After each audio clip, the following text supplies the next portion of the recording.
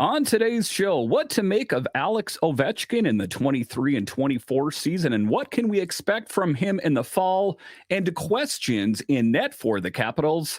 We'll discuss next on this edition of Locked On Capitals.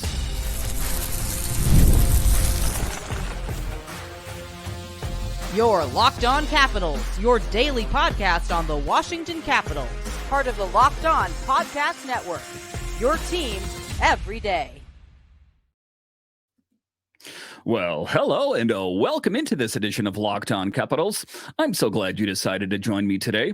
As always, this podcast is free and available on all the major platforms, including the Sirius XM app and on YouTube. And I want to thank you for making this your first listen each and every day. My name is Dan Holme. I've covered the Capitals for the last 3 seasons for Locked On and various other outlets before that. And I'm also the host of the weekly show called The Capitals Minute Cast, available wherever you find your podcasts. You can find me on Twitter. It's at DanCaps218. You can find the show on Twitter. It's at Locked On Caps. And the best way that you can help grow the show is to subscribe to Locked On Capitals on YouTube and comment anything down below. Today's episode is brought to you by FanDuel. Make every moment more right now. New customers get $150 in bonus bets with any winning $5 bet. That's $150 with any winning $5 bet. Visit FanDuel.com/locked on to get started. So in this edition of Locked On Capitals, we talk about the up and down season of Alex Ovechkin. He started slow, he came on strong, and then was non-existent in the playoffs. Who is Alex Ovechkin at the end of the day? A little bit later, we will talk about the questions in net for the Capitals. Will it be Darcy Kemper and Charlie Lindgren in the fall? And then in the final segment, we'll talk about free agents on the team and where are they going to get the goal scoring from. In today's episode, I'm also joined by hockey troll of the Caps Chirp podcast.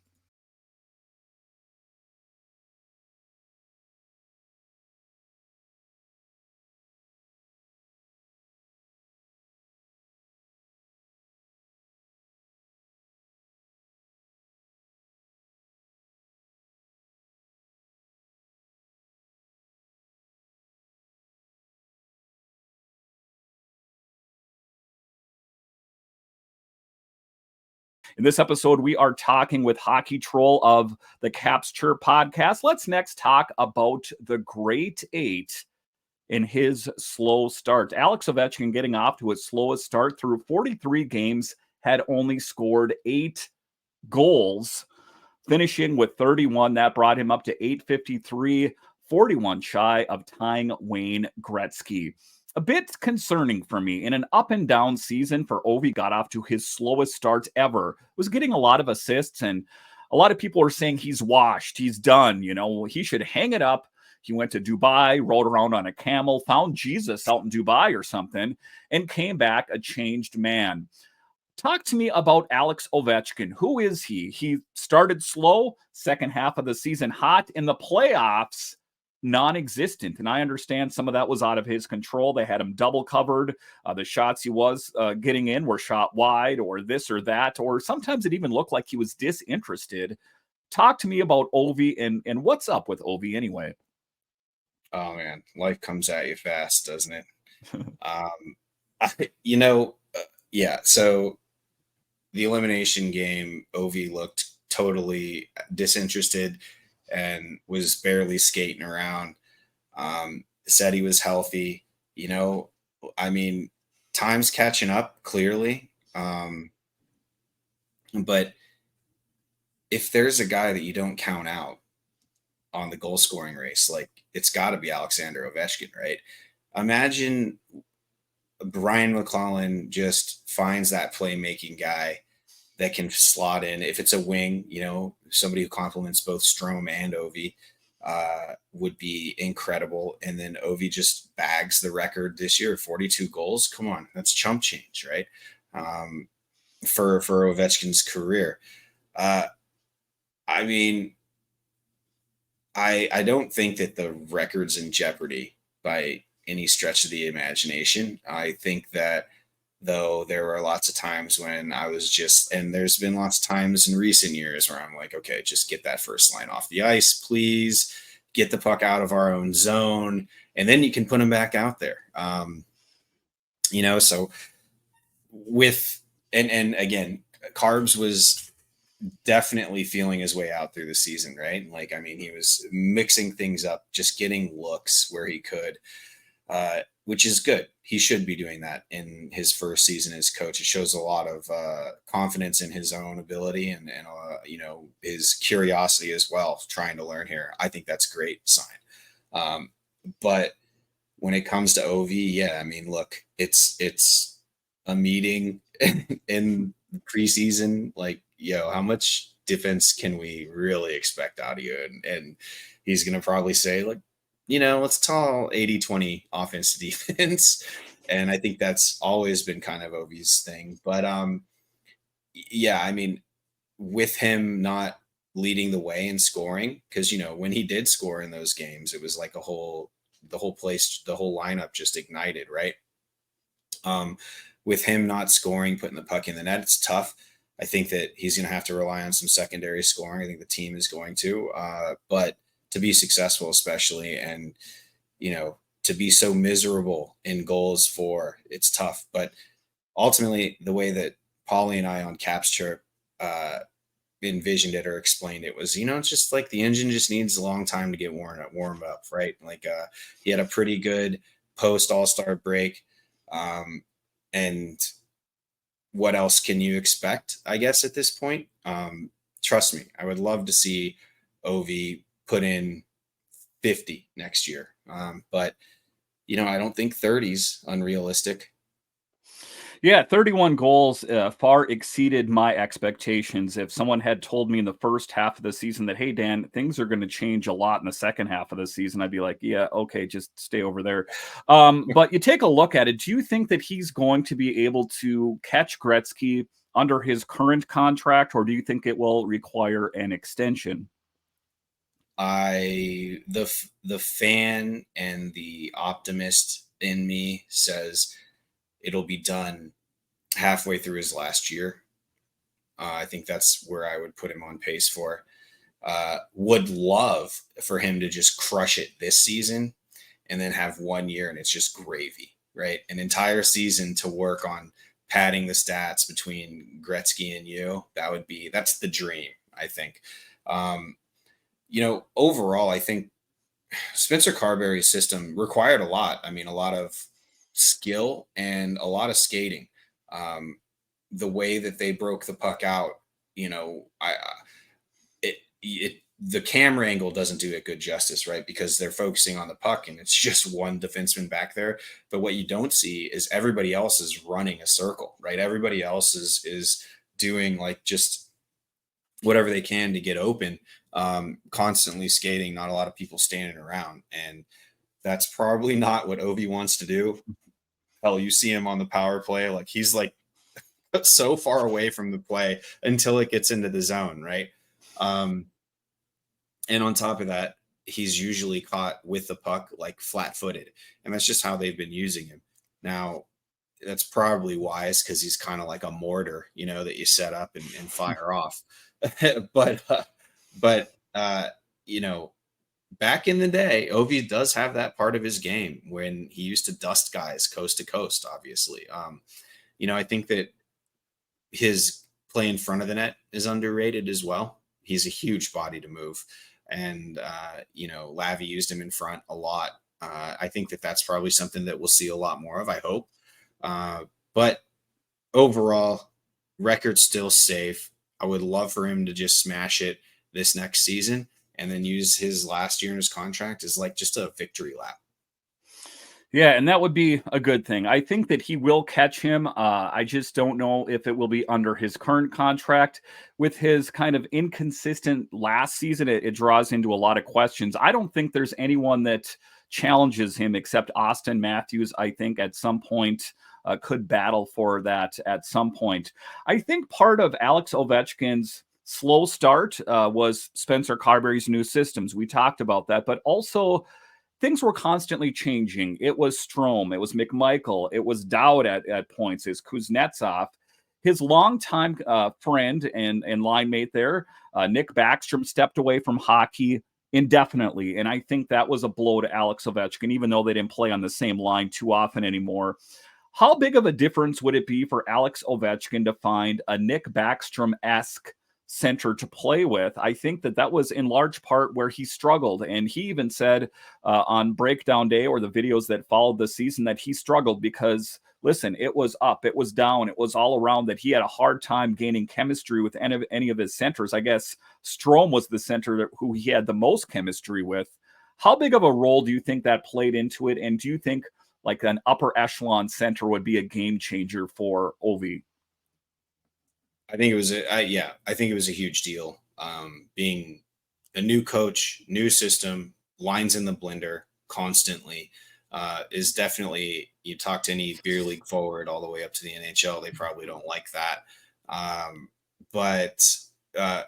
So there's that for sure. Ovi's going to have to figure it out though, and as a pro. And do I think a playmaking center, like a top 3 playmaking center, would help him? Yeah, of course I do. Yeah, I mean, look, the Capitals, I thought, did a real, like, when they were clicking, they really did an incredible job of moving the puck around, to points where I was like, that's a shot, and then it's a pass, and then it's a goal, right? I mean, tricking the fans of the team to, thinking when a goal is going to go in. So I think that's there. Maybe just another cog that can feed a little bit more, and maybe even simplify it and be able to make a play out of nothing is huge. So that type of player. And then, to add another guy who can bury would be great. Like we said. So to answer your question, yeah, I absolutely think that like an elite playmaking center would be great. The problem is that the Washington Capitals have, for the first time in a long time, a glut of centermen, right? I mean, Protas is a centerman, McMichael, LaPierre, right? They're all centermen. So one of those guys down later in the lineup is going to have to figure out how to play wing, right? And sometimes that's not the most natural of changes, especially if you are a born and bred centerman. So I think there's a little bit of line juggling, and there are guys in the lineup that are a little bit of odd man out considering where they've always played in their career. But who knows? I mean, you want to play on this team, you're going to have to get with the program. And clearly, I mean, it's worked a little bit. So we'll see. All right, so straight ahead, we will talk about the questions in net for the Capitals. It's Darcy Kemper and Charlie Lindgren. But is there a possibility that one of those netminders gets dealt this summer, and who will be on the team? I'll discuss straight ahead.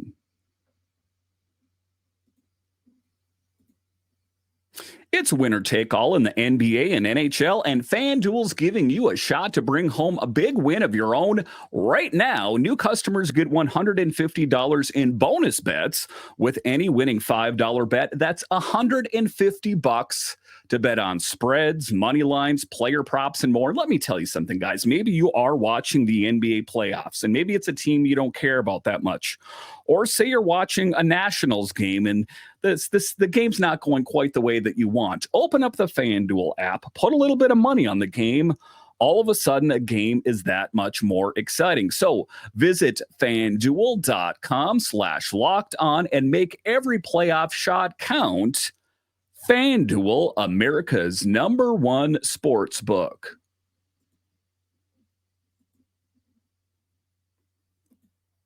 Are you watching Fox Sports on ESPN on your TV all day? Have to turn down the volume with all the shouting? Make the switch to Locked On Sports Today, a free 24/7 sports streaming channel programmed for you every day to bring you the biggest stories without all the screaming. Locked On Sports Today brings you the can't-miss analysis, opinions, and news streaming 24/7 on YouTube or the free Amazon Fire TV channels app, part of the Locked On Podcast Network, your team every day. About the drama in net with the Capitals, and this summer is no exception. Kemper and Lindgren. Listen, we started this season, and Darcy Kemper was the starter. Of course, he has the Stanley Cup on his resume. He's got his great record, but something crazy happened this last season, and he posted his worst numbers statistically. And Charlie Lindgren, a relatively unknown guy before he came to the Capitals, came here and killed it. We saw it in the previous season in the month of December, and that dissipated. So let's talk about Kemper and Lindgren in particular here. I think that Darcy Kemper gets a lot of grief because we look at this season in a vacuum. Like we isolate this season and we forget what he's done historically. And then you take a look at Charlie Lindgren in a vacuum. He was really good this year, but is that sustainable? See Anthony Mantha, that kind of thing. So what direction should the Capitals go in? Do you think they should try to move Kemper? That's a bit difficult considering his term and how much they're paying him. Charlie Lindgren could yield a tremendous return. 1 year left on that deal at like $1.2 million. That would go a long way towards that top six forward. I think they have a viable option in Hunter Shepard if Kemper and Lindgren departed. Weigh in on your thoughts in net.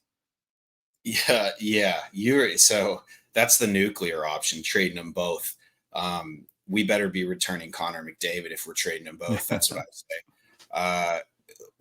I think, look, I've never been a Darcy Kemper lover. I was glad he came because he showed commitment from, first of all, that management understood goaltending was an issue, commitment to pulling the trigger on it, and they did. They traded one of their goalies and let the other one, Samsonov, walk. That's a first-round pick. Walk.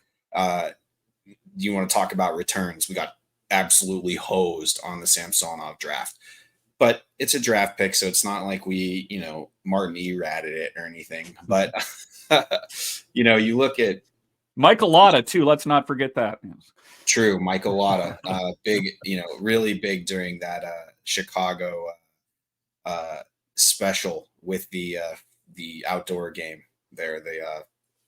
I can't even think of it. The game that they play. Winter Classic, or what? Which one are we thinking of? Thank you. Yeah. Yes. Sorry. I'm like 3 beers in, so just getting warmed up. But so when it comes to the goaltending, though, man, I think that they should move Kemper. I don't think Kemper's contract is that bad for a desperate team. I mean, you're looking at the Oilers right now. Okay, I just turned the game off. They were down 3-2 and just gave up a breakaway to make it 4-2, and Skinner came up big. But is Skinner the guy of the future for the Oilers? I mean, the Oilers in spats have looked really good against who I think is the Western powerhouse, and that's Dallas. Just sleepy good, right? Quietly been good all year, absolutely dominant throughout this playoffs. Just, all of their best players are playing their best right now. Which is crazy, right? Everything's clicking for Dallas. Everything's clicking for Edmonton. But, what happens? A couple defensive breakdowns and would love to get a save, right? Who knows? $5 million doesn't seem to be that much. I know they're cash strapped, but they could probably make that work. Just a little bit of a shift in their lineup, one in, one out. But so I would love to see Darcy Kemper moved. I don't think that contract's going to be that hard to move, especially, you got to capitalize on the heartbreak of last season, right? So these teams that are making, and keep your eyes open on the teams that are going to be coming out of the race here in this round and in last round. What's the problem? Do we need a goalie? People get desperate, things happen. So Darcy Kemper's, like you said, Stanley Cup, Vezina, had a bad season. Anybody who knows hockey knows that goalies are voodoo, and a bad season could be followed up by an absolute career heater of a season in a Stanley Cup. As far as youth in net, I would feel okay with Lindgren and rookie tandem. Honestly, that's what he's not exactly a veteran, but Charlie Lindgren's older, right? He struggled for a shot, finally got it with the Washington Capitals, and he's got a couple years under his belt now. Hopefully Kemper's been a good teammate. I would say that the middle option, the neutral option is just to run it back. Lindgren, Kemper tandem. Hopefully Kemper picks it back up. Statistically, he should regress to the norm. And then you have Lindgren, who's probably your starter, but in this situation, you got to fight it out in camp. If you go back to pre-Ole Kolzig, but Ole Kolzig was the first big name to do it, the Washington Capitals have never had a goaltender that didn't steal the net. They've never had a long-term goaltender. I mean, think about Braden Holtby. He was getting dogged on by Michael Neuwirth when he was going to have his first full season. Neuwirth was like, I think he's my weakest opponent here. And Thomas Vokoun as well. Remember that odd exactly right. Exactly. So Vokoun was still in the picture, and we'll bring in guys to stop the bleeding like Vokoun. But Vokoun was coming in as somewhat of a backup who knew he had to steal the net.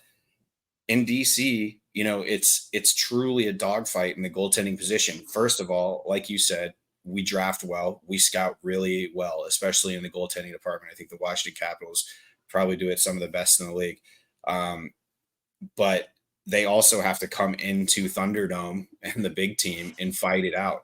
And every goalie, man, I mean, if you look back to it, even Jose Theodore, right? Like, I mean, he was brought in as like a golden boy, and then we got rid of him. And like before that, Ole Kolzig. And I mean, it goes back a long way. I did a whole segment on it and Caps Chirp like a year ago, maybe even 2 at this point, but it's still the case. So when it comes down to it, whoever wins the dogfight at camp, if we have Kemper still, I think that we would need a huge return for us to move Lindgren. And I mean, that's a top 6 forward is what if it was a hockey trade, a top 6 forward for Charlie Lindgren. And that's where the conversation ends. You start feeding BMAC, number 7s, number 8s. No, we need a bona fide top 6, and hopefully it's a playmaking wing. Yeah, and the thing about it is we're talking about the Capitals net minding, and they've done such a great job for years. There's so many, guys in the pipeline that they'll never have a spot on the Capitals. They'll probably move on to other teams at some point, but that's a good position to be in. You take a look at it, they have Hunter Shepard and Clay Stevenson, 2 guys that kind of vacillated between number 1 and number 2 as the best netminders in all of the AHL. So there is plenty of great options for the Capitals in net. In the unfortunate event, I guess you could say, that Darcy Kemper gets dealt or Charlie Lindgren, I think the Capitals would be in a great position. All right, so coming up here after the break, we will talk about unrestricted free agents on the Capitals. Listen, we know the Capitals need to make some big changes this summer. Who will be on the team in the fall? I'll discuss straight ahead. Let's take a look next here at unrestricted free agents on the team. There's not a lot. There's Max Pacioretty and Nicolas Aube-Kubel. To be honest with you, if they both left DC, I'm not going to shed a tear. Then you take a look at restricted free agents, Connor McMichael, Beck Malenstein, and Mitchell Gibson, who is a future talent in net for the Capitals. One of the things that the Capitals do very, very well is in the netminding department. That pipeline is stocked from front to back. Talking about Max Pacioretty, Aube-Kubel, Connor McMichael, Beck Malenstein, those kind of players. What are your weigh in on your thoughts on Pacioretty and Aube-Kubel? And I would assume they're going to try to get a deal done for Connor McMichael and Beck Malenstein, wouldn't you say? Yeah, I think that Connor's going to be locked in, but I think it's going to be a bridge deal. I don't think it's going to be term. 3 years max. And probably a couple mil per. It's a show me contract, and it should be. Beck, probably the same way, less money. Beck might be able, due to his age, be able to squeeze a little bit of a 5-year out, and go for more of a longer term at lower money. But I would think that he's probably going to get a 3-year deal as well, something along those lines. Patches and Nicolas Aube-Kubel, dude, I was so pumped that Patches was coming back. I was like, imagine a team in Washington, D.C. when Max Pacioretty and Alex Ovechkin are both on this team. I've liked Patches' game in the past, obviously suffering from the Achilles and then the second tear. I think that Patches' behavior at trade deadline, saying, I'm not going to waive the no movement clause. Like, let's finish what we started. I like it here, is essentially what I got from Patches and how he was treated, and doing whatever he could do on the ice, which wasn't a lot, but I think that he liked it here, and I think that's another testament to the culture that DC has, the Washington Capitals have. Aube-Kubel, look, Nicholas Aube-Kubel is not a bad player, but I think that he's one of those types of players that's destined to be a journeyman. All right. He's a replacement level player. He competes hard. He plays the body. Many teams will pick up Nicholas Aube-Kubel's services for short term. And unfortunately, he'll probably never be signed in a $10 million contract. But I think that Aube-Kubel will have a ton of opportunity in this league, especially for a guy who can stir the pot, who can get it in deep, he can check.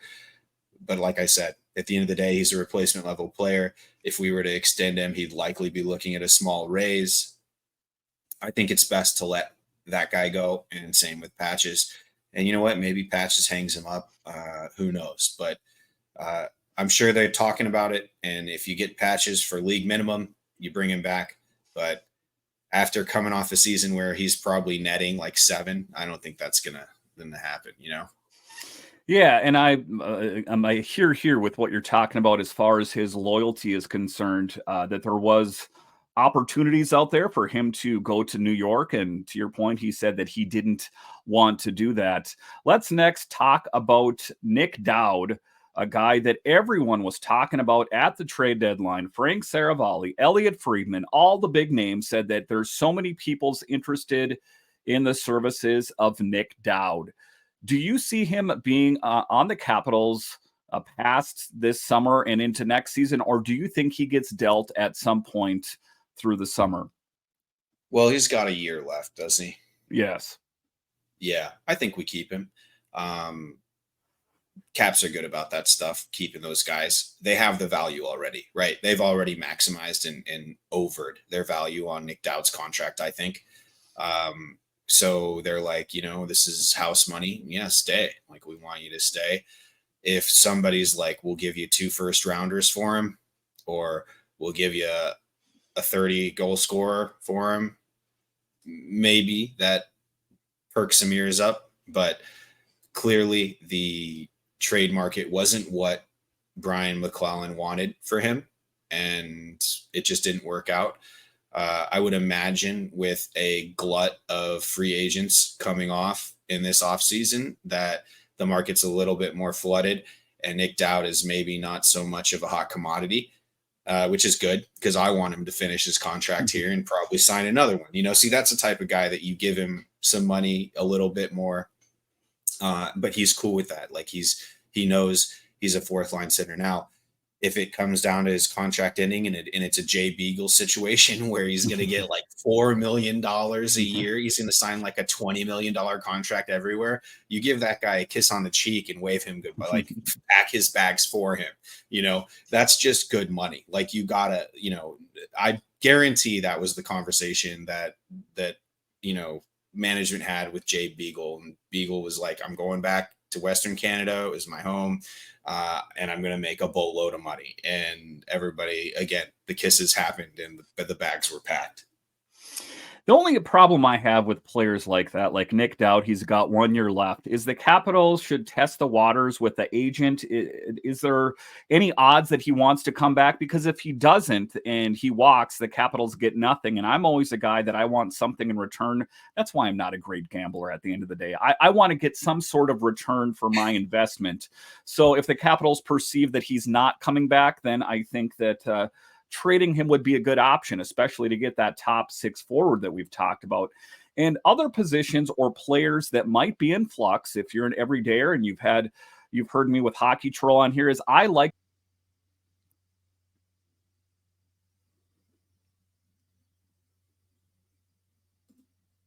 I want to thank Hockey Troll of the Capitals Chirp podcast for joining me again on this edition of Locked On Capitals. Again, check out the Capitals Chirp podcast wherever you find your podcasts. And I want to thank you for joining me on this edition of Locked On Capitals, your only daily year-round podcast covering the Washington Capitals. And I want to thank all of you that listen on the audio side and watch this on YouTube.